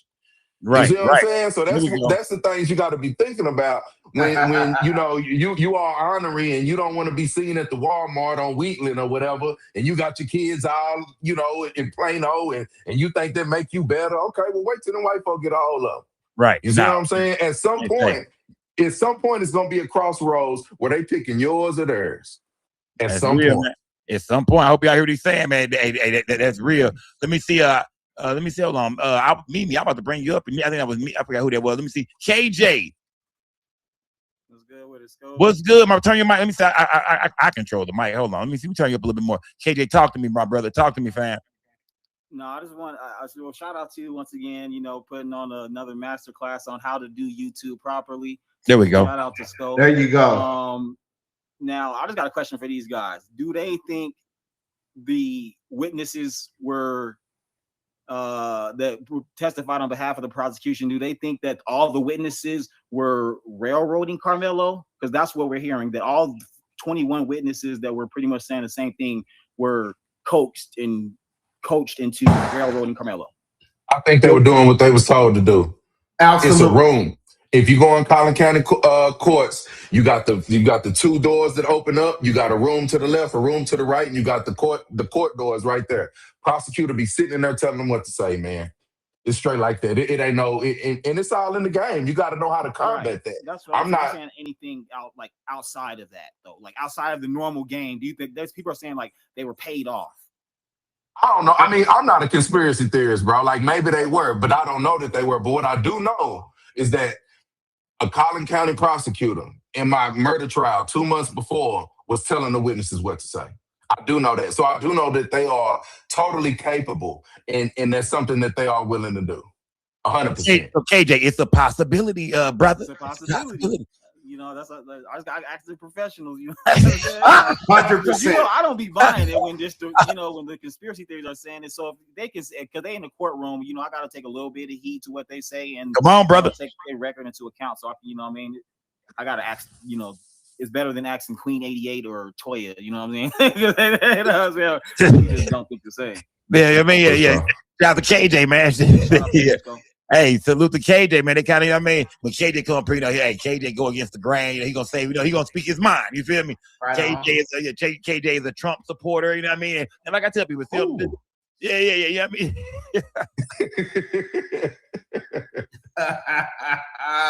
okay. Yeah, KJ is a Trump supporter. He gonna pull up and fight for Donald Trump and go in. But hey, on this platform, I do allow everybody to pull up and be who they are. You know what I mean? I don't care who you voted for, what you represent, man. Pull up. Let's open the conversation up. Let's chop it up. And that's how I treat everybody, man. It was. Let me see. I see some of y'all. Oh, Brianna, you there, Brianna? Yes, I'm here. Can y'all hear me? There she goes. I hear you. We hear you, Brianna. There you go. We've been waiting on you, Brianna. There you go. Perfect. Okay, Andrew and Michael, y'all should have got my resume like a couple of days ago. But my question is, get your resume. We did get your resume. Hey, here we go. Very impressive. Well, thank you. I know I hope to hear from y'all. But I came to ask, because I'm sure y'all see the court of public opinion. What do you think is like the biggest misconception or misunderstanding of, I guess, what we're seeing on social media versus the reality of like the law? The biggest. You mean just me thinking of one in general, or relating to the Carmelo case? Relating to the Carmelo case. I see a lot of people in the comments saying that, he was, maybe that it was cool for him not to take the stand. I think that there's a misconception in our community, and they think that not talking to the police makes them look guilty. I think that's the misconception. Let me tell you, 17-1 in murder cases, roughly like 48 and 3 in trial, okay? I can tell you, I've never seen a jury, no matter how white or how black, I've never seen a jury hold it against a defendant for not talking to the police. Now, I have seen a jury hold it against a defendant for not testifying. I mean, everybody has. Y'all just saw that with Carmelo. But I think it's a big misconception. I think people really think like, dang, the prosecutor gonna be able to say that I didn't try to defend myself and whatever reason. But I can tell you, like, if you got lawyers that know the law and that let the jury know what they can and cannot consider, and they object when the prosecutor tries to elicit that through testimony, a jury's not gonna really hold that against you. It gives you the power to see what evidence they have against you before you put your narrative together. It gives you the power to basically control your own narrative. You know, and it really ain't nothing more important than that. If Carmelo could have controlled his own narrative, if Carmelo's attorneys could have controlled their own narrative, it would have been. I think it would have been a better turnout. I think the biggest misconception deals with the understanding of the self-defense laws. I mean, Texas is a stand your ground state. Yeah. He didn't have a duty to retreat. People say, Okay, well, is Michael answering? If not, I have one more question. You can't hear me answering right now. Can you hear me? No, I couldn't hear you. Okay. I'm sorry. Can you hear me now? I don't think she can hear you, Professor. I think we can hear you, but sometimes it's weird. The people want to hear the answer, though. The people want to hear the answer. Yeah. Hey, go ahead, Mike. Go ahead and explain to her. Go explain. But yeah, it's a misunderstanding of the law. Stand your ground, no duty to retreat. First of all, again, like Drew mentioned earlier, apparent danger is just as good as a real danger. So if somebody coming at you with a threatening manner and they reaching for their phone, but you thinking they reaching for that thing, you can kill them and claim self-defense. Another misconception. I don't have to wait till somebody, oh, he should have, you don't have to wait to be attacked. You can throw the first punch. You can throw that first punch. I can strike first and still claim self-defense. I think there's a lot of misconception about the self-defense laws that's being put out there in the public. I'm just here to clear that up because I think I'm a self-defense specialist. Here we go, man. There we go. Now, Suta Brianna, I don't know if she heard anything you said, man. Suta Brianna, though, man, y'all gonna hire her or what? Brianna trying to get on. What Brianna, what we doing? Y'all gonna I'm just trying to answer. What's your next question, Brianna? We got about 7 murders coming up. Come on with it. We got some work. Nah, Suta Brianna, man, no, I'm actually finna get y'all. I got one more person I want to bring up real quick, man. And I actually want to, I want to wrap it up with y'all, man. I know y'all been here, man, but we gotta have y'all back because the crowd going crazy. You know what I mean? The chat, they rock with the not guilty boys, man. I tell you that right now. Let me see. Cali Dre, you in the building, bro? Cali Dre in the building. What's up, family? Come on, what's good, bro? Hey, listen, I appreciate you, brothers, man, for coming up here and dropping all this wisdom and knowledge, man. It's much needed. Do you brothers work pro bono by any chance? Because I may have some legal issues that I need to, but my pockets ain't what they used to be. You know what I'm saying? Nah, bro. Nah, that ain't my real question. I'm just fucking with you. That ain't my real question. I'm just fucking with y'all. Check this out. Here's what I want to ask. 2 things, right? The speed of the trial was one thing that stood out to me. And then the second thing is about the actual verdict, right? Because when I read the verdict for that murder, it's all about intent. But Carmelo's sitting there for 5 or 6 minutes. He's not talking. He's not doing anything to anybody. So doesn't that prove that his intent wasn't to kill nobody or not to hurt nobody? You know what I'm saying? So can y'all speak to that a little bit? Yeah, when it comes to your first question about whether or not, well, let's go to the intent question. I think it's very clear that he didn't intend to kill nobody. Absolutely. I think he went there that day to kill anybody. He didn't go to the track meet to kill anybody. That situation presented itself, and he was confronted by all these dudes surrounding him at this tent, and he had to make a split decision. In most self-defense cases, you have to make a split-second decision, and it's life or death. The reason I ask is when I read both the laws, right? When I read the murder law, when I read the sudden passion law, it looks a lot more like sudden passion if you just reading the definitions than it does to the murder, because the murder is filled with intent language. You know what I mean? Right. In my opinion. Right. You see what I'm saying? Right. I didn't intend to kill him, but it just went overboard. It just happened so fast, and I didn't have time to cool off.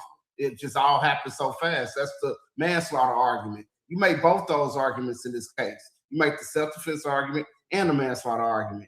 And what was the first question? The speed of the trial. That shit seemed real fast to me, brother. I mean, was it because the defense didn't call no witnesses, or have y'all ever seen a trial move like that in a murder case, bro? Because I haven't. They had trial on Saturday. They had trial. If we going to trial, we going to trial. They hate going to trial with the not guilty boys. Because I'm a subpoena. If you give me a witness list of 200 people, I'm a subpoena all 200 of them. Everybody. And everybody needs to show up to court and get sworn in, because I may or may not call them. And you know what? If we go to trial, I don't let them rush me, because my client life is on the line. So while you worry about getting to your golf tournament, while you worry about getting home to your wife, I got to worry about my client going home for the rest of his life. So I won't let them speed me along. Working on the Saturday, that's unheard of. First of all, the case unheard of.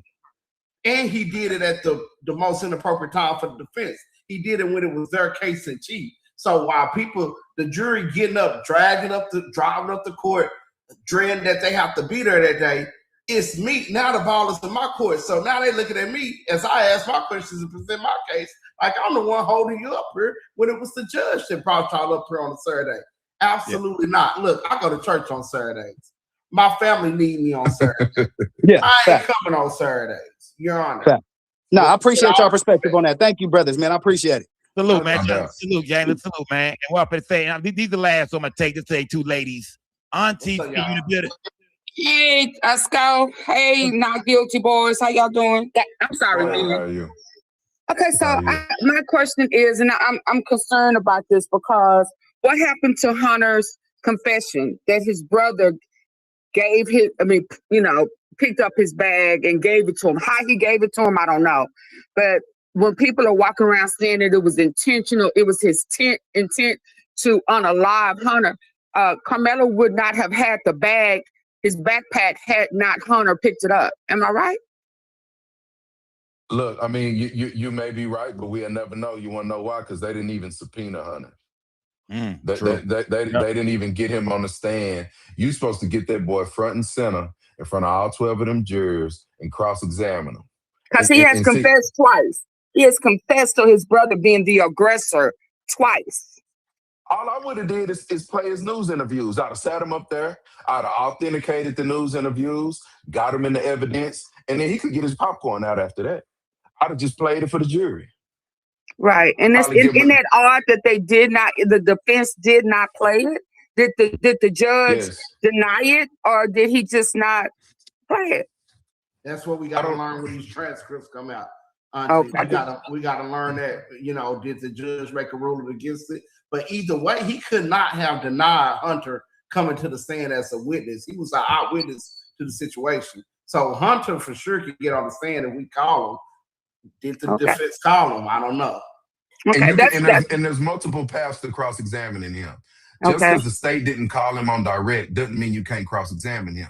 What a seasoned attorney would do is then you would call him on direct. Well, you can't ask leading questions to somebody that you caught on direct, right?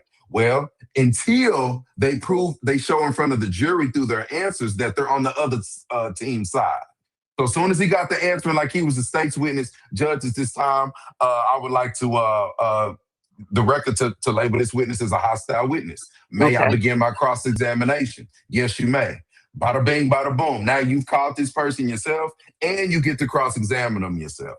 But that's what I'm saying. It's so many avenues to executing in this situation that weren't taken. It's just no excuse for it. Right. Thank you, Scott, for letting me. Y'all have a good evening. Salute to Auntie Fee, man. Salute to Auntie Fee. Chrissy, you in the bit classy. Miss Classy, my bad. Miss Classy, you in the building? Yes. Hi, gentlemen. Thank you for having me.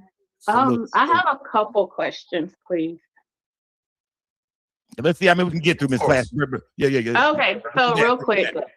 Okay, so with the new surveillance coming out showing that, and also the witnesses that saw the surveillance prior to the trial, they all kind of testified the same, saying that it did look to be that Carmelo was assaulted by more than one person. And that's what it looks like in the video.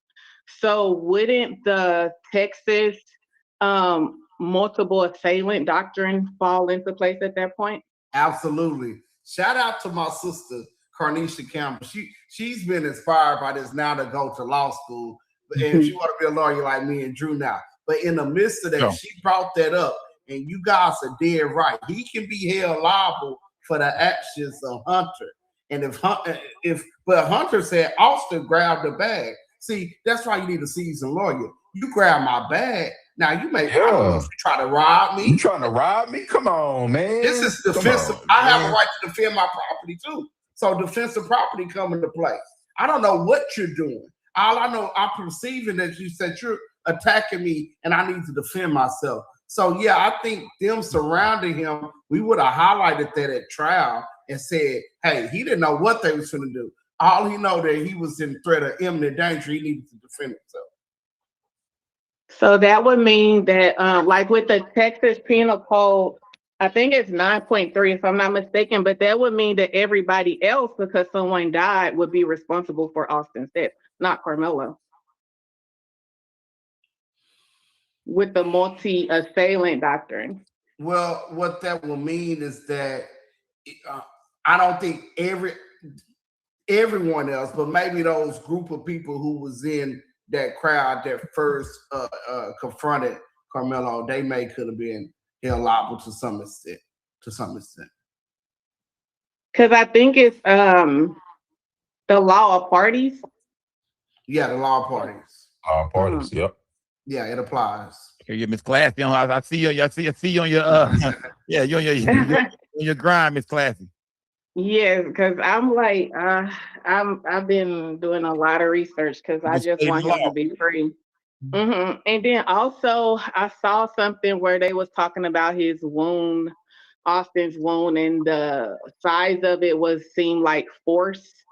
So wouldn't that, considering Carmelo was sitting down the whole time, he's only 5'9", 130 pounds. Austin was 6 foot, 200 and some pounds. There's no way that type of force could have been implemented by Carmelo sitting down, reaching his chest. So wouldn't that say that during Austin launching toward him and assaulting him, or somebody attacking him, that's how that happened? And he basically, the force was caused by himself. It was like self-inflicted. And because there's no way Carmelo would have been able to put that much force sitting down with someone that did. Sorry, Miss Classy, but that's where his defense dropped the ball, because he didn't put up any medical experts that could explain that. He didn't put up any mitigation experts who could have maybe did a reconstruction of the scene and what actually occurred. But putting up experts to help explain that to the jury is where the defense dropped the ball by not doing so. But yeah, absolutely, those are arguments that help raise doubt. See, our job is just to raise reasonable doubt. We ain't got to prove or disprove the case. We just got to raise doubt. And them experts would have helped that theory get pushed along to the jury. Salute to Classy, man. Salute to Miss Classy for pulling up, man. Shout out to Miss Classy, man. Lakeisha, you in the building? I am. Hi, guys. And we know. And I want to say shout out to you, gang. We see you on YouTube doing your thing. You know what I mean? You really been working. You know, I see you. You really been working. I feel like I want to be an attorney after this case. Like I'm you're doing your thing on YouTube. You know what I mean? You most definitely been working that thing, man. Trust me, I peep over there and look at what you're doing every now and then to see what's going on with this thing. See if you know what I mean? So salute to you for sure, gang. You doing your thing. Okay. So I have a question and I want to know what you guys think. Now, the attorney had made a statement to TMZ, and I don't know if you guys saw it, but somebody actually sent it to me. And some of the things he stated was he believed that Carmelo had sympathy and that he believed that Carmelo was sorry, which I'm like, what kind of attorney says you believe? Then he went on to say that he felt like Carmelo felt as if he was acting in self-defense. And I'm just like, these words just does not sound right. So I'm just wondering, I'm like, why would an attorney, I mean, he did not speak as if he were speaking up for his client, but to say he believed. And I'm just like, this doesn't make sense. But then he was asked, and then the attorney says, but then Carmelo never took the stand, so we don't really know. And I'm just like, what? So then he was asked, well, did you tell him not to take the stand? And then he goes, well, I can't talk about that because that's attorney-client privilege. And I'm just like, what? What do you guys think? Let's take the gloves off. I'm gonna let Drew get into this. And Scott, this got to be the last one. Let's go. Yeah. Let's take the gloves off. It's the last. Yeah. Y'all go crazy. Go crazy. I got reliable information that, and Mike Howard, if he said that to TMZ, that it was up to Carmelo, and he tried to make it seem like as if Carmelo made that decision not to testify, he's damn lying. I spoke to the pastor. I know. I know. Supposedly there was some messages, some internet search that would have been damning to Carmelo if he testified. I don't care if he looked up how to use a knife. I don't care if there's any text messages there. We gonna put him on the stand. We gonna overcome all of that. How to use a knife ain't got nothing to do with whether or not he needs to defend himself April 2nd at that field. So as a thorough defense lawyer, I'm not worried about what the state is throwing at the wall, hoping it stick. I'm more concerned about putting my client on the stand so he could tell why he felt he was in fear. So these people can see his persona and see that he's a good kid. And so they could be leaning on him because he's a child that made a mistake.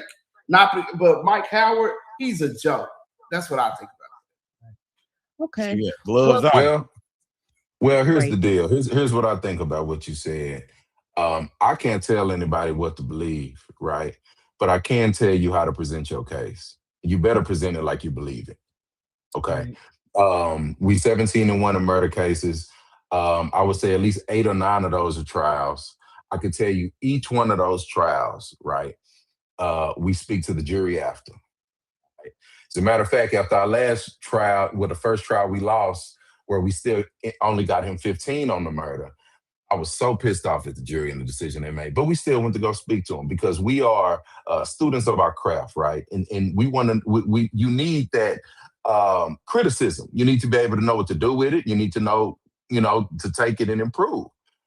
Well, one thing that the jurors always tell us is, Mr. Wilkerson, Mr. Campbell, we believed you. We believed you. You see what I'm saying? And the more I hear about how his lawyer presented his case, he just simply didn't believe it. He didn't believe it. And let me tell you, the jury not going to even think about believing it unless you believe it. Right. You see what I'm saying?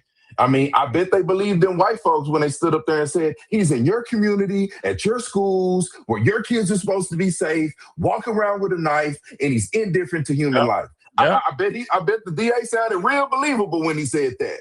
So you can't get up in your closing and tell people, I don't know what the correct verdict is. MF, is you for real? Right. You done did all this work and you don't know what the verdict is? I'm telling you what the verdict. And you asked me this on your show too. But I think, but all that was part of me believing my case. I'm not trying to guide you to the not guilty box. If I could, I would click the pen, put it in your hand, and I'll check the box for you.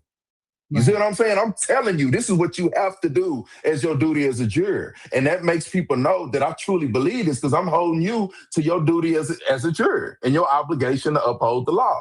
So my point is whatever happened in the courtroom, it seems that the same result comes about in showing that it just seemed like you just didn't believe in your plan. I don't know what it is you didn't believe in. You didn't believe in your client's side of the story. You didn't believe in your plan. You didn't believe in, I don't know what it is, but he wasn't convinced in his own case.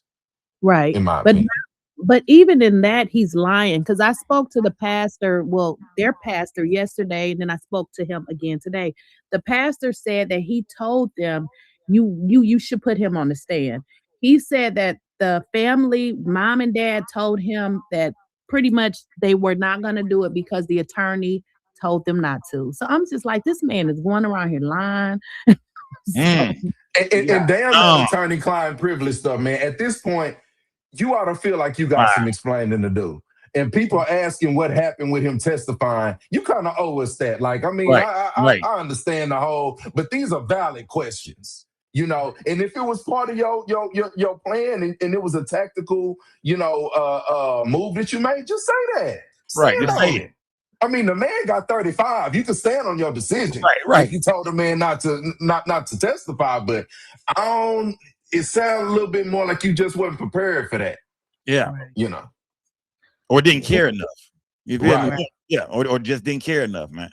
And he never showed them alleged text message to Carmelo and his family. Exactly. So he never showed it to him. Man, hey, look, it's a lot going on with the Carmelo Anthony situation, man. The dream team is on the case now, man. I think we all, pray for the best, man. I think we all feel like that sentence he got, man, was, was ridiculous, man. Shout out to Keisha for pulling up, man. I think we all think that was ridiculous, man. Salute to you boys, man. You feel me? For you still there? Keisha, you still there? I'm trying to remove myself. My bad. Okay, I got you, gang. Now, salute to you for pulling up, gang. Salute, man. Salute, gang. Pull up anytime. Salute to you doing a thing with the Carmelo Anthony situation, man. Hey, look, make sure y'all, Call Wilkerson and Campbell, man. Let me get the phone number out, man, for Wilkerson and Campbell, man, in case y'all need, man, some attorneys, man. They not guilty boys, man. That's going to be 844-849-9789. If y'all trying to get in contact with the not guilty boys, y'all got a homie that needs some help. You need some help. Somebody in your family, a close friend in some trouble, man, call the not guilty boys, man. Hey, look, I appreciate y'all for pulling up, man. You feel me? Look, hey, if y'all need a third, hey, look, if y'all ever need a third not guilty boy fan, y'all can always get stoked. Yeah, I got a briefcase. I got a brand new trench coat. I got a brand new briefcase. Yeah, I'm ready. I'm ready to hit the courtroom. Like, man, nigga, please, you ain't finna read. Nah. You good, Sco. Hey, Killer, man. Where can people find our find you? podcast? Yeah, Not Guilty Boys. You got a lot of informative, educational information on there, like what to do if you ever encounter the police, what to do if you ever get a jury summons, what to say and not say if you ever call the court. We got a lot of good information on our podcast, Not Guilty Boys. It's on YouTube.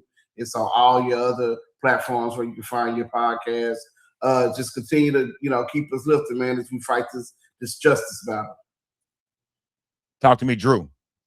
Hey, man, I was elated to be here, man. I love to come back. You've been doing big things, man. I didn't check you out before, Sto. Just good to see a brother just succeeding out here, man, doing something positive, man, for the community and connecting, brother. But we just here for ours, man. We just here for ours. We need y'all to know y'all's rights. We need y'all to be confident out here whenever y'all having these encounters with the police officers. And we need y'all to be confident that there are some Black attorneys out there that can really represent you to the fullest extent. Right? So, shout out to all your supporters, man. Y'all like and subscribe. Go follow us on IG. And I'll see you next time, man. Man, This was a salute, good gang. show. Hey, shout out to my boy Mike Campbell, man. Drew Wilkerson, man. The Not Guilty Boys. Y'all go follow them on everything, man. Salute, y'all. Salute, man. Salute to them, man. Shout out to my boy Trip, too, man. Salute to Trip, man. What up, Trip? Yeah, salute to Trip, man. Appreciate you, Sco. Salute, gang. Shout out to the Not Guilty Boys, man. It is. Let me see. Let me. All right, here we go, gang. Salute, man. Them boys pulled up, man. Shout out to my guy Trip, man. Everybody put this together, man. Dope episode, gang. Dope episode. Y'all was cool too, man. Y'all was cool, man. Shout out to the chat. Y'all did y'all thing tonight, man. Y'all really didn't embarrass me like that. Y'all went crazy. Shout out to everybody that asked questions, man. I tried to get everything. I couldn't get everything in there, man. I tried. Salute to my boy Marlon for that cash app, man. Shout out to Marlon for that cash app. Salute to everybody that donated to the platform. Shout out to T-Slap for the cash app. Cheryl for the cash app. Salute to everybody that donated, man. Dope show tonight, though, gang. Dope show tonight, man.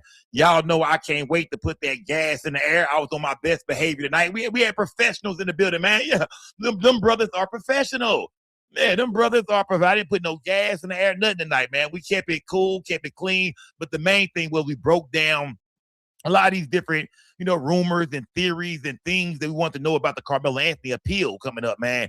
And they say, they feel like the boy got a good chance in the appeal, man. I do think we will see Carmelo Anthony sentence get reduced from from murder to maybe negligent homicide, maybe sudden passion, maybe manslaughter.